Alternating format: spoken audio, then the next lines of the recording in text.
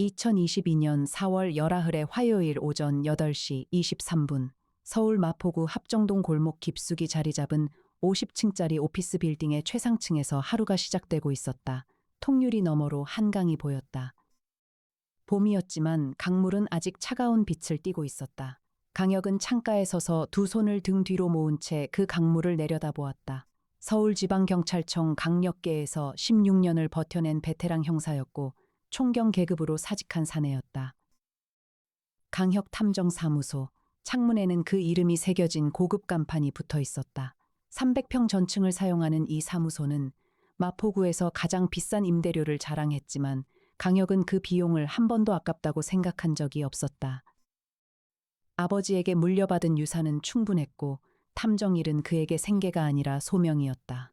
탐정님, 사무소 안쪽에서 목소리가 들렸다. 이해나였다. 국립과학수사연구원 법화학과 출신의 분석화학 전문가로 강혁이 직접 스카우트에 데려온 인물이었다. 훤칠한 키에 둥근 안경을 쓰고 머리를 단정하게 묶은 그녀는 지금 오른손에 태블릿을 들고 왼손에는 랩가운을 걸친 채 사무소 중앙복도를 걸어오고 있었다. 오늘 아침 의뢰건 하나 접수됐습니다. 강혁은 창에서 눈을 떼지 않은 채 물었다. 어디서? 강남구 청담동입니다. 박세진이라는 여성분이 직접 방문을 요청했어요. 오전 10시로 약속을 잡았습니다. 강혁이 비로소 창가를 떠났다. 그는 넓은 원목 책상 앞 가죽 의자에 앉으며 손가락으로 책상 위를 한번 두드렸다. 뭘 잃었대. 그게 좀 특이합니다. 이해나가 태블릿 화면을 그에게 향해 돌렸다. 잃은 게 아니라 죽은 사람들을 찾아달라고 했습니다. 강혁의 눈썹이 미세하게 움직였다. 죽은 사람, 네. 5일 전인 4월 14일, 남편 차도준과 아내 윤서희, 두 사람이 경기도 가평군 설악면 산중별장에서 동반 자살했습니다.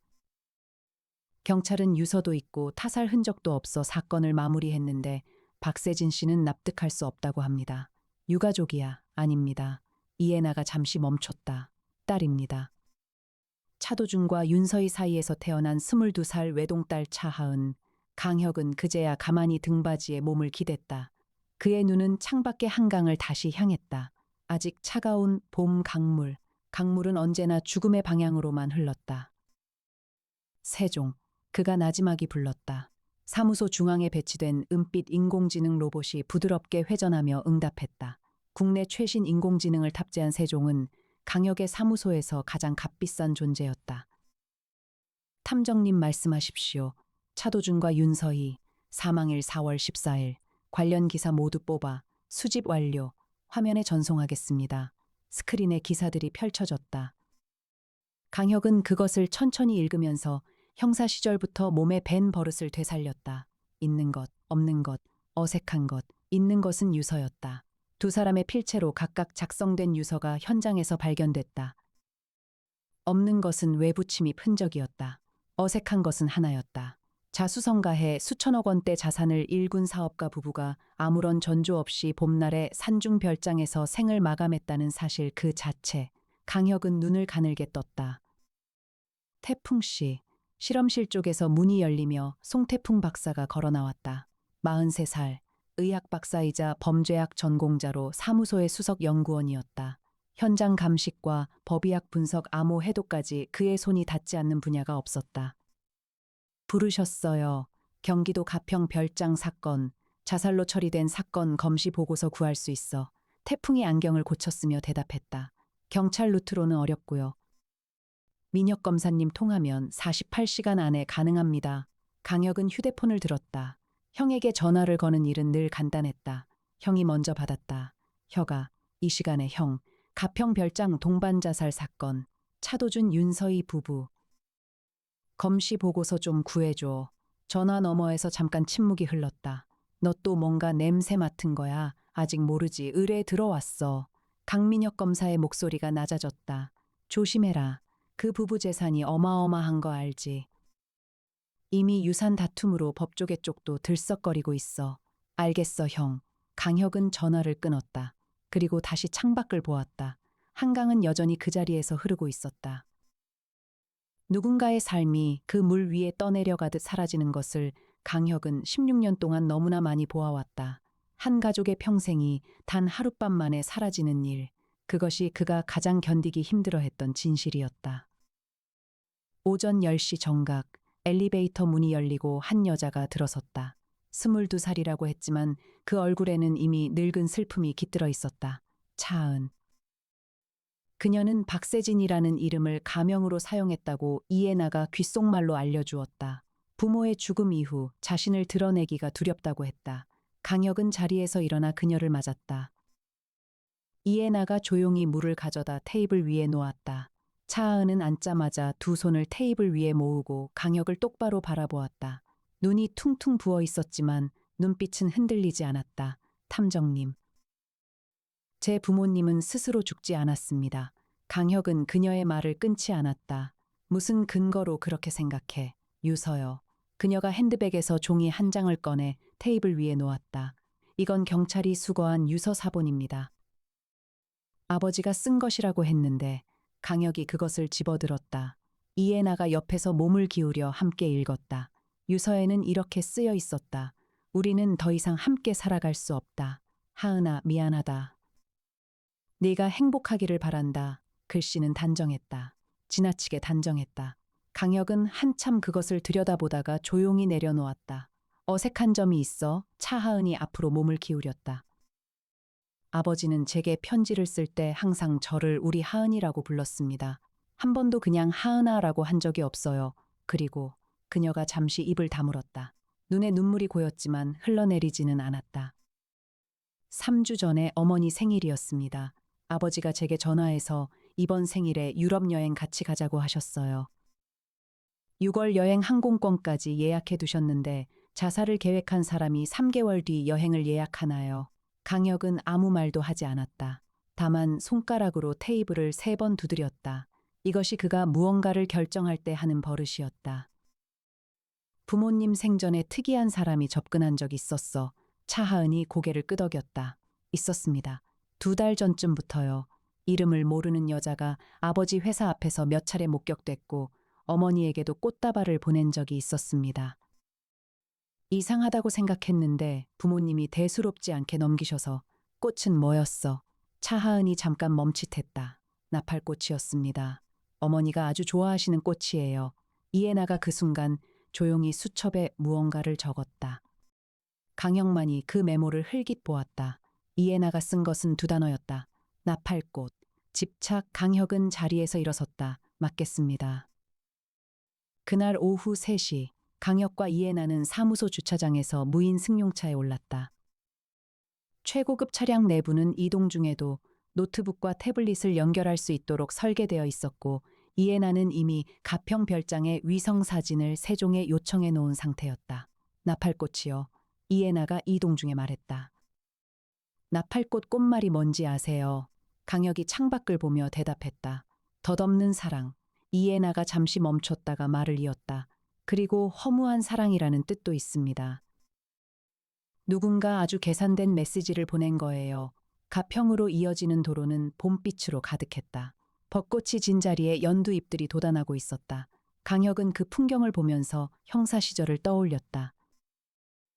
아름다운 자연 속에서 벌어진 범죄는 언제나 더 잔인해 보였다. 별장은 설악면 산 중턱에 있었다. 외부에서는 거의 보이지 않는 위치, 사방이 잡목림으로 둘러싸인 3층짜리 목조 건물이었다. 경찰 통제선은 이미 해제되어 있었다. 강민혁 검사의 협조 덕분에 강혁은 현장에 접근하는데 아무런 어려움이 없었다. 건물 안으로 들어서면서 강혁은 자동으로 시선을 분류했다. 있는 것, 없는 것, 어색한 것.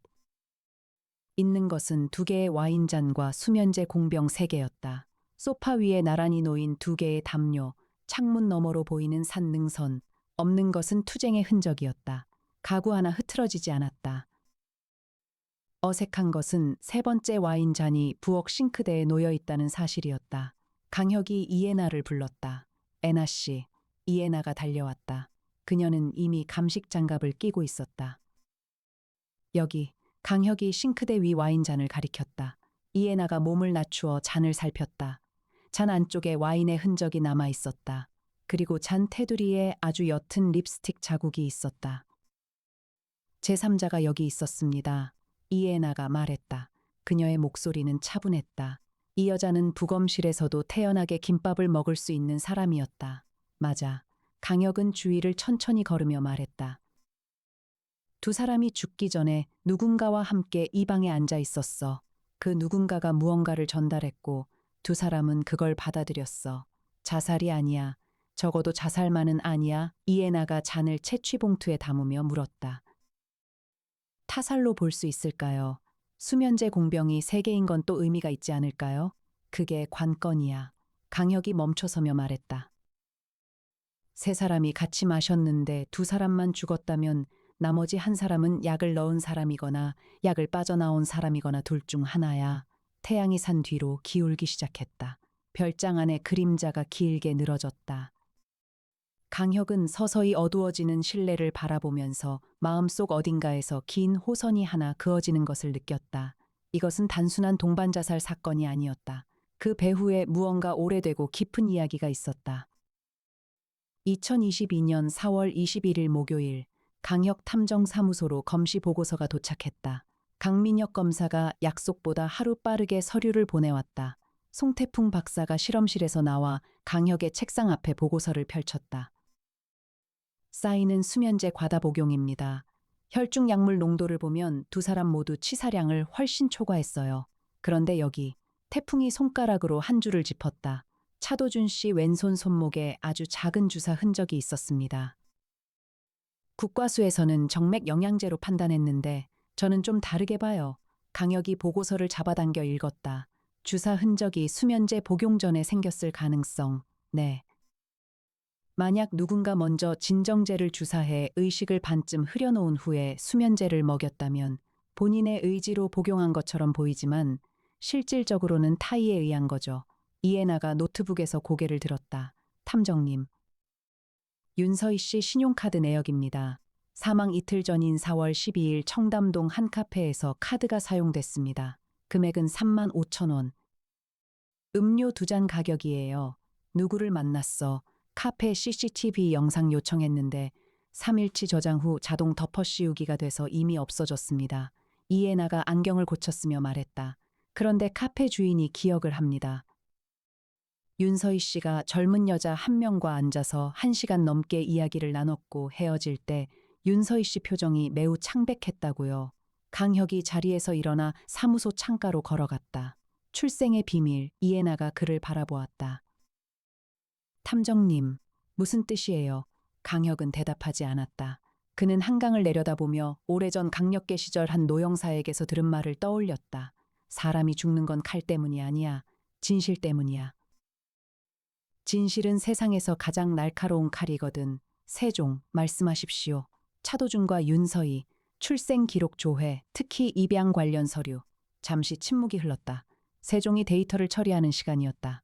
차도준, 1965년생. 출생지 서울특별시. 입양 기록 있음. 생모 기록 봉인 상태. 양부모 차상훈 이정란, 윤서희. 1965년생 출생지 서울특별시. 입양 기록 있음. 생모 기록 봉인 상태. 양부모 윤기태 박순영. 강혁의 몸이 굳었다. 이에나도 멈췄다. 탐정님, 둘 다 1965년생이야. 강혁이 천천히 말했다. 둘 다 서울 출생. 둘 다 입양. 생모 기록이 봉인. 이에나의 눈이 커졌다. 설마요. 봉인 기록 해제 신청해. 세종, 법원 서명이 필요한 절차입니다. 검사 협조가 필요합니다. 강혁은 이미 전화기를 들고 있었다. 이틀이 걸렸다.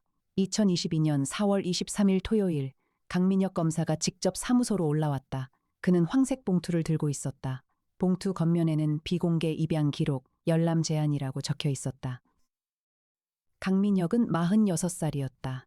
강혁보다 4살 위였고 형제 중 유일하게 법안에서 싸우는 길을 선택한 사람이었다. 그는 서류를 테이블 위에 놓으며 강혁을 바라보았다. 혀가. 이거 열면 돌이킬 수 없어. 이미 두 사람은 죽었어, 형. 강민혁이 잠시 눈을 감았다가 떴다. 알았어. 봉투가 열렸다. 강혁과 이에나와 태풍 박사가 동시에 그 서류를 들여다보았다. 나정희도 실험실 문을 열고 고개를 내밀었다가 조용히 들어왔다. 서류에는 이렇게 기록되어 있었다. 1965년 3월 27일. 서울시 종로구 창신동 소재 조산원에서 여성 1명이 쌍둥이 남아와 여아를 출산. 미혼모로 육아 불능 판정. 아이들은 각각 다른 가정에 입양됨. 남아는 차상훈 이정란 부부에게, 여아는 윤기태 박순영 부부에게. 생모 이름 오복임. 당시 나이 16. 이해나가 그 이름을 읽고 한 발짝 뒤로 물러섰다. 강혁은 아무 말도 하지 않았다. 오복임, 16의 미혼모가 쌍둥이를 낳아 각각 다른 집에 입양 보냈고 그 아이들이 성인이 되어 만났다. 서로를 피 나누는 쌍둥이 남매인 줄 모른 채 사랑했다. 결혼했다. 아이를 낳았다. 그리고 누군가 그 사실을 알아냈다. 그 사실을 알아낸 누군가가 그들에게 그것을 전달했다. 나팔꽃, 허무한 사랑. 강혁은 눈을 감았다. 한 가족의 평생이 단 하룻밤에 사라지는 것. 그는 그것을 16년 동안 싫어했다. 그런데 지금 그 잔인함이 다시 그의 앞에 와 있었다. 형, 강혁이 눈을 뜨며 말했다. 오복임 찾아줘. 2022년 4월 25일 월요일, 강혁의 전화기에 이름 없는 번호가 찍혔다. 차은 양 아버지 의뢰 맡으셨나요? 강혁 탐정님, 여자 목소리였다. 낮고 차분한 목소리였지만 그 안에 무언가 계산된 것이 있었다. 강혁은 즉시 세종에게 눈짓했다. 이해나가 번호 추적을 시작했다. 누구세요? 제가 차도준 차장님의 과거를 알고 있는 사람입니다. 그리고 그들이 왜 죽었는지도요. 만납시다. 좋습니다. 짧은 침묵. 이틀 뒤 수요일 낮 12시, 한남동 르블랑 레스토랑. 저는 그 자리에서 거래를 제안할 겁니다. 전화가 끊겼다. 이해나가 추적 결과를 올려다보았다. 일회용 선불폰입니다. 위치는 마지막 신호 기준으로 강남구 역삼동이에요. 좁히기 어렵습니다. 강혁은 전화기를 내려놓고 창가로 걸어갔다. 그의 얼굴에는 변화가 없었다. 그러나 눈 속에서 무언가가 움직이고 있었다. 거래. 그가 혼자 중얼거렸다. 수천억 재산의 상속인은 22살짜리 딸 하나뿐이야. 이해나가 조용히 말했다. 돈을 노리고 움직인 거네요. 그래. 강혁이 고개를 끄덕였다. 그런데 중요한 게 하나 있어. 이 여자가 출생 비밀을 알아낸 건 우연이 아니야. 누군가에게 의뢰를 받았거나 아니면 처음부터 그걸 찾아낸 거야. 어느 쪽이든 탐정이나 조사 전문가가 개입했을 가능성이 커. 이해나가 안경을 고쳤으며 말했다.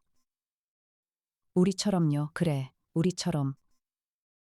2022년 4월 27일 수요일 낮 12시, 한남동 르블랑 레스토랑은 외관부터 조용했다. 통유리 너머로 흰 테이블보와 은빛 식기가 보였다. 점심시간이었지만 손님이 많지 않았다. 강혁과 이해나가 입구에 들어섰다. 창가 쪽 구석자리에 여자 한 명이 앉아 있었다. 30대 초반으로 보였다. 검은 수트에 머리를 깔끔하게 올린 모습이었다. 그녀는 두 사람이 들어서는 것을 보고 먼저 일어나지 않았다. 자리에서 손을 들어 짧게 손짓했다. 강혁이 그녀의 맞은편에 앉았다. 이해나는 한자리 옆에 앉았다. 강혁 탐정님, 이해나 씨, 오셨군요. 그녀는 강혁을 똑바로 바라보았다. 눈에 두려움이 없었다. 오히려 게임을 즐기는 듯한 여유가 있었다. 이름을 말해요. 유희정, 그녀가 대답했다. 자유직업자입니다. 과거 조사 전문가라고 부르면 됩니다. 강혁은 그녀를 한동안 바라보았다. 있는 것, 없는 것. 어색한 것. 그녀에게 어색한 것은 손이었다. 두 손을 테이블 위에 자연스럽게 올려놓고 있었지만 왼손 검지에 아주 작은 반창고가 붙어 있었다. 최근에 무언가에 긁힌 흔적. 차도준 윤서희 부부의 과거를 누구의 의뢰로 조사했죠. 유희정이 잠깐 웃었다. 역시 바로 핵심으로 들어오시는군요. 의뢰인은 말씀드릴 수 없습니다. 직업 윤리가 있으니까요. 그 사람들이 죽었어요. 압니다. 당신이 그 별장에 갔었죠. 유희정의 표정이 처음으로 흔들렸다. 그러나 아주 짧은 순간이었다. 증거 없이 하시는 말씀이겠죠. 와인잔에 립스틱 자국이 남아 있었어요. 국과수 감정 보내놨습니다. 유희정 씨 DNA가 나오면 공범으로 엮일 수 있어요. 유희정이 입술을 한번 깨물었다. 그리고 천천히 숨을 내쉬었다. 저는 그들을 죽이지 않았습니다. 진실을 전달했을 뿐이에요. 진실을 전달하는 방식이 사람을 죽일 수도 있어요. 그 책임이 저에게 있습니까? 테이블 위에 침묵이 내려앉았다. 이해나가 조용히 끼어들었다. 거래를 제안하셨다고요. 유희정이 이해나를 바라보았다. 내 의뢰인의 이름을 알려드리겠습니다. 대신 조건이 있어요. 말해요. 저를 이 사건에서 완전히 제외시켜 주십시오. 별장에 제가 있었다는 사실도요. 의뢰인의 이름을 드리는 대신 저는 이 사건과 무관한 사람이 됩니다. 강혁이 팔짱을 끼며 말했다. 당신이 그 사실을 전달했을 때 두 사람의 반응이 어땠어요? 유희정이 잠시 눈을 내리깔았다. 차도준 씨가 처음에는 믿지 않으셨어요. 서류를 보시고 나서 한참 동안 아무 말도 못 하셨습니다. 윤서희 씨는 바로 우셨어요. 소리도 없이. 그냥 눈물만. 그녀의 목소리가 살짝 낮아졌다. 저는 그냥 정보를 전달하는 사람이었습니다. 그 이후 일이 죽음이에요. 강혁이 말했다. 당신이 와인을 마셨어요. 두 사람과 같이 마셨습니다. 약은 누가 넣었어요? 유희정이 천천히 고개를 들었다. 저는 모릅니다. 제가 자리를 뜨고 나서 벌어진 일이에요. 믿어야 할 이유가 없네요. 유희정이 핸드백에서 봉투 하나를 꺼내 테이블 위에 밀었다. 여기 있습니다. 의뢰인 이름과 계약서 사본입니다. 그리고 그 사람이 저에게 지시한 내용도 포함돼 있어요. 읽어보시면 이해하실 겁니다. 강혁이 봉투를 집었다. 봉투 안에는 계약서가 들어 있었다. 의뢰인 이름 칸에 인쇄된 글자가 있었다. 오복임. 강혁의 손가락이 멈췄다. 1949년생. 오복임은 이제 73살이었다. 16세 쌍둥이를 낳아 입양 보낸 생모. 강혁이 처음 그 이름을 봤을 때는 피해자로 읽혔다. 그러나 이 봉투 안에서 그 이름은 전혀 다른 자리에 있었다. 이해나가 사무소로 돌아오는 차 안에서 태블릿으로 오복임의 이력을 검색했다. 오복임, 현재 서울 성북구 거주, 과거 봉제 공장 노동자 출신, 30대의 복권 당첨으로 소액 자산 형성. 그 후 부동산 투기로 수십억대 자산가가 됐습니다. 자녀 없음, 배우자 사망, 자녀 없음, 강혁이 반복했다. 두 아이를 입양 보냈으니 법적으로는 맞아. 그 아이들이 결혼해서 수천억 자산가 부부가 됐습니다. 그리고 죽었어요. 상속인은 차은 1명. 강혁이 조용히 말했다. 오복임이 그 수천억을 노린 거야. 이해나가 고개를 들었다. 어떤 방식으로요? 친생모 자격으로 상속 청구를 할 수 있어. 두 사람이 살아있는 동안에는 불가능하지. 그러나 두 사람이 죽고 나면 차하은을 통해 친생 모임을 주장하거나 유언장에 자신을 포함시키도록 압박할 수 있어. 아니면 강혁이 잠시 멈췄다. 아니면 차은마저 흔들 수 있어. 이해나의 표정이 굳었다. 차은에게도 그 사실을 알릴 수 있다는 거네요. 부모님이 남매였다는 것을. 그래. 그 충격으로 차하은이 스스로 무너지거나 상속을 포기하게 만들 수 있어. 혹은 법적으로 친생모가 유일한 법적 연고자가 되는 구도를 만들 수 있고 차창 너머로 서울거리가 흘러갔다. 강혁은 그 거리를 보면서 악의 구조를 정리했다. 오복임은 쌍둥이 아이들을 낳아서 입양 보낸 순간부터 그들의 삶에 대한 권리를 포기했다. 그러나 그들이 죽자 그 권리를 되찾으려 했다. 죽음을 이용해서. 그것이 가능하려면 두 가지가 필요했다. 첫째, 그들이 죽어야 했다. 둘째, 그들이 동반자살처럼 보여야 했다. 태풍 씨, 강혁이 전화를 걸었다. 차도준 씨 주사 흔적, 약물 성분 다시 분석해줘. 진정제 계열인지, 특히 미다졸람이나 클로나제팜 계열이 나오는지 확인해. 전화 너머에서 태풍의 목소리가 들렸다. 혈액 샘플이 있어야 하는데요. 형한테 요청하면 돼. 2022년 4월 28일 목요일. 이해나가 아침부터 오복임의 자택 주변 정보를 수집했다. 세종이 성북구 일대 CCTV 접근 가능한 범위를 분석했고 이해나는 이미 그 구역의 CCTV 데이터를 요청해 놓은 상태였다. 강혁은 오전 11시에 성북구 오복임의 아파트로 향했다.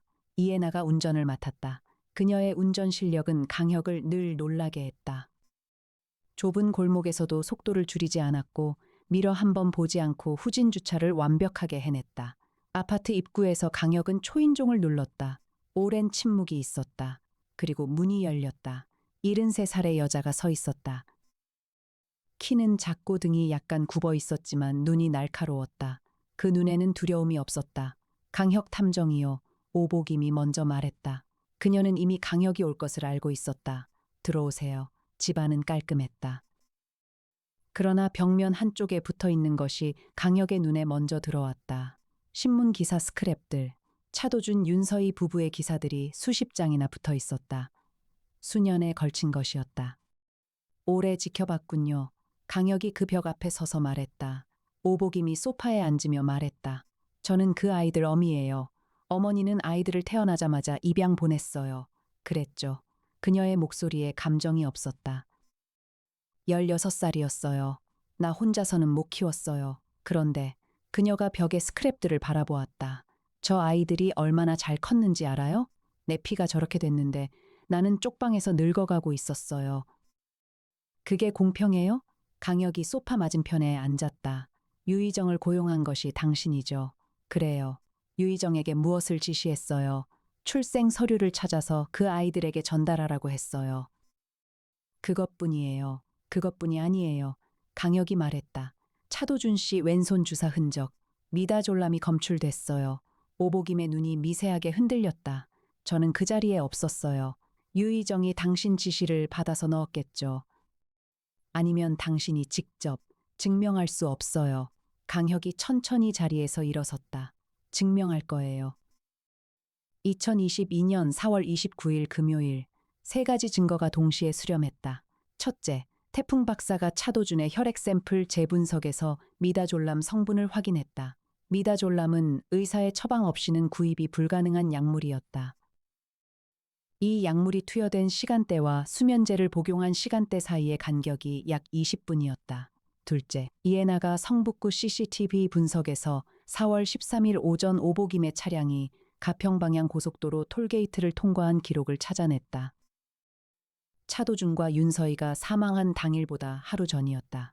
셋째, 나정희가 유희정의 계좌 흐름을 추적해 3개월 전부터 오복임명의 차명 계좌에서 매월 500만 원씩 이체된 기록을 발견했다. 이 세 가지를 강혁이 강민혁 검사에게 전달했을 때 형의 전화 목소리는 낮고 단단했다. 혁아, 이거 충분해. 형, 하나 더 있어. 뭔데? 유희정이 별장에서 와인을 마셨다는 거 알지? 그 와인잔에서 나온 DNA, 유희정 거 맞아. 그런데 잔 안쪽 바닥에 미량의 분말 흔적도 나왔어. 수면제를 직접 녹인 거야. 강민혁이 천천히 숨을 내쉬었다. 유희정이 넣었군. 오복임의 지시로. 두 사람을 자살처럼 보이게 만들기 위해서 출생 비밀을 전달하고 충격을 극대화한 다음에 의식이 흐려진 상태에서 수면제를 와인에 타서 마시게 한 거야. 자연스럽게. 마치 스스로 선택한 것처럼 전화 너머에서 침묵이 흘렀다. 혁아, 응, 이 사건 정말 잔인하다. 알아, 형. 11장 차하은의 비밀 2022년 5월 2일 월요일 강혁은 차하은을 다시 사무소로 불렀다. 그녀는 이번에도 단정한 옷차림으로 왔다. 그러나 강혁은 그녀가 들어오는 순간 무언가를 느꼈다. 있는 것, 없는 것. 어색한 것. 있는 것은 지난번과 다른 가방이었다. 없는 것은 지난번에 있던 눈물 자국이었다. 어색한 것은 그녀의 손가락 끝이 미세하게 떨리고 있었다. 앉아요. 차하은이 앉았다. 강혁이 테이블 위에 서류 한 장을 올려놓았다. 봉인 해제된 입양 기록 사본이었다. 차하은 씨는 부모님의 출생 비밀을 언제부터 알고 있었나요? 차하은의 눈이 미세하게 흔들렸다. 무슨 말씀을? 유희정이 청담동 카페에서 어머니를 만난 날, 어머니 신용카드 사용 기록이 있었죠. 그런데 그날 카페 주인은 두 사람이 앉아 있었다고 했어요. 세 번째 의자에 흔적도 있었습니다. 카페 주인은 두 사람만 기억했지만 테이블 위에는 빈 커피잔이 3개였어요. 이에나 씨가 확인했습니다. 이에나가 조용히 끄덕였다. 차하은이 두 손을 무릎 위에 올려놓았다. 저는 그 자리에 있었습니다. 강혁은 아무 말도 하지 않았다. 그냥 기다렸다. 어머니가 저한테 전화해서 같이 나오라고 하셨어요. 낯선 여자가 이상한 이야기를 한다고. 그래서 같이 갔어요. 그 자리에서 유희정이 출생 기록을 제시했죠. 네, 당신은 그때 이미 알고 있었죠. 차하은이 고개를 들었다. 어떻게 아셨어요? 강혁이 천천히 말했다. 당신이 처음 이 사무소에 왔을 때 유서 사본을 가져왔어요. 경찰에서 받은 사본이라고 했죠. 그런데 경찰은 피해자 유가족에게 유서 원본은 물론 사본도 주지 않습니다. 수사 중인 사건 서류니까요. 당신이 가져온 건 누군가에게 따로 받은 거였어요. 유희정에게서. 차하은이 입술을 깨물었다. 유희정이 저에게도 연락을 했습니다. 부모님이 돌아가시기 열흘 전에요. 부모님이 사실은 쌍둥이 남매라고. 서류를 보여줬어요. 강혁이 몸을 약간 앞으로 기울였다. 그리고요, 저는 처음에는 믿지 않았어요. 그냥 사기라고 생각했어요. 그런데 서류가 너무 명확했어요. 국가공문서였으니까요. 그래서 저는 부모님에게 직접 확인했어요. 이해나가 수첩을 내려놓았다. 부모님이 뭐라고 하셨나요? 차하은의 눈에 눈물이 고이기 시작했다. 아버지가 그냥 웃으셨어요. 그럴 리 없다고. 아무것도 걱정하지 말라고. 그런데 그날 밤 제가 부모님 방 앞을 지나가다가 들었어요. 두 분이 낮은 목소리로 이야기하고 계셨는데 그녀가 잠시 멈췄다. 아버지가 우셨어요. 어머니도요. 테이블 위에 침묵이 내려앉았다. 그러니까 강혁이 말했다. 당신 부모님은 그 사실을 이미 알고 있었어. 유희정을 통해서가 아니라 당신을 통해서 먼저. 차하은이 고개를 끄덕였다. 카페에서 유희정이 어머니에게 같은 서류를 다시 들이밀었을 때 어머니 표정이 이미 알고 있는 사람의 표정이었어요. 저도 알았어요. 서로 알고 있다는 걸 알면서 모르는 척하는 상황이었습니다. 강혁이 자리에서 일어나 창가로 걸어갔다. 이 구도가 비로소 완성됐다. 차도준과 윤서인은 딸을 통해 먼저 그 사실을 알았다. 그들은 그 사실을 안고 살아가려 했거나 혹은 이미 무너지고 있었다. 그 상태에서 유희정이 별장까지 찾아와 다시 한번 그 사실을 들이밀었다. 그리고 와인에 약을 탔다. 두 사람은 이미 마음이 무너진 상태에서 의식마저 흐려졌다. 그것이 죽음으로 이어진 것이었다. 차하은 씨, 강혁이 창가에서 말했다. 왜 처음부터 이 사실을 말하지 않았어요? 차하은이 고개를 숙였다. 제가 먼저 부모님에게 말했기 때문에 제가 부모님을 죽인 것 같아서요. 그녀의 목소리가 처음으로 떨렸다. 강혁이 천천히 창가에서 돌아섰다. 아니에요. 그가 말했다. 형사 시절처럼 딱딱한 목소리가 아니었다. 오래된 상처를 알아보는 사람의 목소리였다. 당신은 부모님을 걱정해서 사실을 전달한 거야. 그 사람들을 죽인 건 오복임과 유희정이야. 차하은이 소리 없이 울기 시작했다. 이해나가 조용히 물을 한 잔 가져다 그녀 앞에 놓았다. 2022년 5월 3일 화요일, 유희정에게 연락이 왔다. 이번에는 일반 번호였다. 강혁 탐정님, 저 자수할 겁니다. 강혁이 전화기를 쥔 채 말했다. 이유, 오복임이 저를 버리려고 하거든요. 이미 저한테 모든 책임을 뒤집어 씌울 준비를 하고 있어요. 저도 알고 있었어요. 사실은 그 사람이 저를 방패로 쓸 거라는 걸. 강혁은 잠시 생각했다. 미다졸람은 당신이 직접 투여했죠. 차도준 씨 와인에 탄 건 오복임이 준비해준 약물입니다. 저는 그 약이 진정 효과만 있는 줄 알았어요. 수면제는 오복임이 제 가방에 따로 넣어둔 거였어요. 저는 수면제가 와인에 들어갔는지 그날 몰랐습니다. 믿기 어려운 이야기예요. 그래서 녹음이 있습니다. 유희정의 목소리가 낮아졌다. 오복임이 저에게 지시하는 전화통화 녹음, 석 달치. 그리고 4월 13일 가평 별장에서 제가 나온 직후 오복임과 나눈 문자 메시지. 강혁이 잠시 침묵했다. 민혁 형한테 직접 제출해요. 알겠습니다. 전화가 끊겼다. 이해나가 강혁을 바라보았다. 믿어요. 50%. 강혁이 말했다. 그러나 그 녹음이 진짜라면 오복임이 주범이야. 유희정은 공범이지만 증인이 되는 거고. 이해나가 안경을 고쳤으며 말했다. 오복임이 차도준 씨에게 미다졸람을 투여한 시간대와 오복임 차량이 가평 톨게이트를 통과한 시간대가 겹쳐요. 오복임이 직접 거기 있었던 거네요. 강혁이 고개를 끄덕였다. 그래. 오복임은 유희정이 출생 비밀을 전달하는 동안 별장 안에 함께 있었어. 두 사람이 충격에 빠진 틈을 이용해서 차도준 씨에게 직접 주사를 놓고 와인에 수면제를 탔어. 유희정은 그걸 몰랐거나 알면서도 모른 척했거나 둘 중 하나야. 결국 16의 쌍둥이를 낳아 입양 보낸 여자가 60년 뒤에 그 아이들의 죽음을 설계한 거네요. 강혁이 창밖을 보았다. 그 아이들이 죽어야만 돈이 생기는 구도를 만든 거야. 2022년 5월 4일 수요일 오전, 강민혁 검사가 오복임의 자택에 대한 압수수색 영장을 집행했다. 강혁과 이해나도 동행했다. 오복임의 아파트 안에서 예상 밖의 물건들이 발견됐다. 태풍 박사가 현장 감식을 맡았다. 침실 서랍 안쪽에서 두 가지 물건이 나왔다. 하나는 미다졸람 앰플 2개가 든 작은 파우치였다. 하나는 변호사 작성 문서였다. 차도준 윤서희의 유산에 대해 친생모로서 상속권을 청구하는 내용의 소장 초안이었다. 날짜는 사망일 이후로 되어 있었다.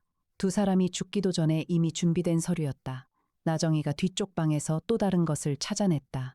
노트였다. 수기로 작성된 노트. 오복임이 지난 10년간 차도준과 윤서희의 생활을 관찰하며 기록한 내용이었다. 두 사람이 결혼한 날짜부터 사업 성공 기사 날짜까지 차하은이 태어난 날짜도 적혀 있었다. 강혁은 그 노트를 손에 들고 한 장씩 넘겼다. 10년. 오복임은 10년 동안 자신이 낳은 쌍둥이가 결혼해서 살고 있다는 사실을 알면서도 직접 나서지 않았다. 기다렸다. 그들이 충분히 부유해질 때까지. 그리고 그들이 죽어야 자신에게 권리가 돌아오는 구도를 완성할 때까지. 탐정님, 이해나가 뒤에서 낮게 불렀다. 강혁이 돌아보았다. 이해나의 얼굴에 평소와 다른 표정이 있었다. 극도의 차분함을 유지하는 이 여자가 처음으로 미세하게 굳어 있었다. 오복임 씨가 그 두 아이를 왜 각각 다른 집에 입양 보냈는지 아세요? 강혁이 기다렸다. 노트 뒤쪽에 있어요. 이해나가 말했다. 오복임이 직접 썼어요. 같이 두면 서로를 찾을 테니까. 따로 두어야 영영 모른다고. 강혁이 노트의 뒤쪽 페이지를 펼쳤다. 오래된 잉크로 쓰인 글씨가 있었다. 1965년 3월이라는 날짜 아래. 두 아이를 같이 두면 안 된다. 세상에 쌍둥이인 것이 알려지면 내일이 드러난다. 따로 보내면 서로 모른다. 평생 모른다. 강혁이 노트를 덮었다. 평생 모른다. 그러나 두 사람은 만났다. 사랑했다. 결혼했다. 오복임은 그 사실을 알고 나서 두려워했을까? 아니면 기회로 봤을까? 노트의 다른 페이지에 2012년 날짜로 쓰인 글씨가 있었다. 두 아이가 결혼해서 산다는 걸 알았다. 이것이 화가 될 수도 있고 기회가 될 수도 있다. 강혁은 그 페이지를 오래 바라보았다. 기회. 그 한 단어가 이 모든 죽음을 설명했다. 2022년 5월 5일 목요일 오전 8시 오복임이 성북구 자택에서 체포됐다. 강민혁 검사가 직접 지휘한 체포였다. 혐의는 살인 공모 및 살인 방조였다. 유희정은 전날 밤 강남경찰서에 자수했다. 그녀가 제출한 석 달치 녹음 파일과 문자 메시지 내역이 결정적 증거가 됐다. 강혁은 체포 현장에 가지 않았다. 그는 사무소 창가에 앉아 있었다. 이해나가 옆자리에서 컴퓨터를 정리하다가 물었다. 현장에 안 가세요. 굳이 가야 할 이유가 없어. 이해나가 잠시 멈췄다가 말을 이었다. 차은 씨는요. 연락했어. 변호사도 연결해줬어. 이해나가 그를 바라보았다. 강혁은 창밖을 보고 있었다. 한강. 봄이 이제 제대로 와 있었다. 강물 위로 따뜻한 빛이 퍼졌다. 탐정님, 이번 사건 많이 힘드셨죠? 강혁이 창에서 눈을 떼지 않은 채 말했다. 형사 시절에 본 것들이랑 다르지 않아. 그런데 항상 그래. 볼 때마다 처음처럼 힘들어. 이해나가 조용히 말했다. 그게 탐정님이 이 일을 하는 이유 아닐까요? 강혁이 그제야 창에서 눈을 떼고 이해나를 바라보았다. 그녀는 이미 고개를 숙이고 컴퓨터를 들여다보고 있었다. 둥근 안경 너머로 화면이 반사됐다. 강혁은 아무 말도 하지 않았다. 그냥 다시 창밖으로 눈을 돌렸다. 한강은 흘렀다. 언제나처럼. 15장. 차은에게 남은 것 2022년 5월 7일 토요일. 차하은이 다시 사무소를 찾아왔다. 이번에는 의뢰인이 아니라 그냥 한 사람으로서 왔다. 강혁이 그녀를 맞았다. 이해나가 커피를 내려왔다. 차하은은 한동안 아무 말도 하지 않았다. 커피잔을 두 손으로 감싸쥔 채 테이블을 내려다보았다. 탐정님, 제 부모님이 쌍둥이였다는 사실이 세상에 알려지면 제가 어떻게 되나요? 강혁이 천천히 말했다. 법적으로 당신은 차도준과 윤서희의 법적 자녀야. 그 사실은 바뀌지 않아. 출생의 비밀이 알려진다 해도 당신의 상속권에는 영향이 없어. 오복임의 친생모 주장은 성립 자체가 안 돼. 그 사람은 이미 법적으로 그 권리를 포기했거든. 차하은이 고개를 끄덕였다. 그게 아니라요. 그녀가 말했다. 사람들이 저를 어떻게 볼지가 무서운 게 아니에요. 제 부모님이 그 사실을 알고 나서 얼마나 힘드셨을까 하는 게 강혁이 잠시 생각했다. 두 사람이 서로를 사랑했다는 건 변하지 않아. 차하은이 그를 바라보았다. 그게 위로가 될 수 있을까요? 위로가 아니야. 강혁이 말했다. 사실이야. 차하은의 눈에 눈물이 고였다. 이해나가 조용히 티슈를 밀어주었다. 강혁은 자리에서 일어나 창가로 걸어갔다. 그는 한강을 내려다보며 오래전 강력계에서 함께 일했던 노형사의 말을 다시 떠올렸다. 진실은 세상에서 가장 날카로운 칼이야. 그 칼이 누군가를 베면 상처는 남아. 그런데 그 상처가 아물면 그 자리가 가장 단단해지기도 해. 차하은 씨, 강혁이 창가에서 말했다. 부모님이 당신한테 남긴 것 중에 가장 크게 남은 게 뭐야? 차하은이 잠시 생각했다. 아버지가 항상 하신 말씀이 있어요. 어떤 상황에서도 네 편이 있다고. 그게 나와 엄마라고. 강혁이 창에서 돌아서며 말했다. 그거면 돼. 2022년 7월 14일 오복임의 첫 공판이 열렸다. 강혁과 이해나는 방청석에 앉았다. 태풍 박사와 나정이도 함께였다. 오복임이 법정에 들어섰다. 73살의 몸은 작고 굽어 있었지만 눈은 여전히 날카로웠다. 검사의 신문이 시작됐다. 피고 오복임은 2022년 4월 13일 가평군 설악면 차도준 윤서희 소유별장에 방문한 사실이 있습니까? 오복임이 마이크 앞에서 대답했다. 있습니다. 그 자리에서 피고는 차도준 씨에게 미다졸람을 투여했습니까? 오복임이 잠시 침묵했다. 방청석이 조용해졌다. 저는 그 아이들 어미입니다. 검사가 다시 물었다. 질문에 답해 주십시오. 차도준 씨에게 약물을 투여했습니까? 저는 그 아이들을 죽이려 한 게 아니에요. 오복임의 목소리가 갑자기 높아졌다. 그 아이들이 진실을 알면 스스로 선택할 거라고 생각했어요. 저는 그냥 진실을 전달한 사람이에요. 진실 전달에 미다졸람 투여가 필요했습니까? 오복임이 입을 다물었다. 방청석에서 강혁은 그 노인을 바라보았다. 73살의 여자, 16의 쌍둥이를 낳아버린 여자. 60년을 그 아이들의 삶을 지켜보며 기다린 여자. 그리고 그 기다림의 끝에서 살인을 설계한 여자. 강혁은 그 안에서 무언가를 찾으려 했다. 이해의 실마리 같은 것을. 그러나 없었다. 피해자의 아픔에 공감할 줄 아는 그에게도 이번만큼은 그 실마리가 없었다. 이해나가 옆에서 조용히 말했다. 탐정님? 이런 사건은 어떻게 정리하세요? 강혁이 법정 앞을 바라보며 말했다. 정리 안 해. 그냥 안고 가는 거야. 이해나가 잠시 그를 바라보다가 다시 법정으로 눈을 돌렸다. 오복임의 재판은 이후 넉 달 동안 이어졌다. 유희정은 공범으로 기소됐다. 살인 공모 혐의는 오복임에게 최종적으로 무기징역이 구형됐다. 유희정은 징역 15년이 선고됐다. 2022년 9월 서울의 가을이 왔다. 합정동 골목의 나무들이 노랗게 물들기 시작했다. 강혁 탐정사무소 50층 창문 너머로 보이는 한강은 가을빛으로 반짝였다. 강혁은 오전에 늘 하는 것처럼 창가에 서서 강물을 내려다보았다. 이해나가 뒤에서 커피를 들고 걸어왔다. 강혁의 책상 위에 커피를 올려놓고 자기 자리로 가려다가 멈췄다. 탐정님, 오늘 새 의뢰 들어왔어요. 어디서? 부산에서요.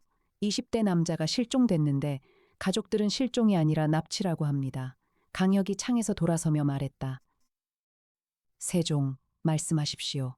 부산 실종 사건 관련 기사 전부 수집해. 수집 시작합니다.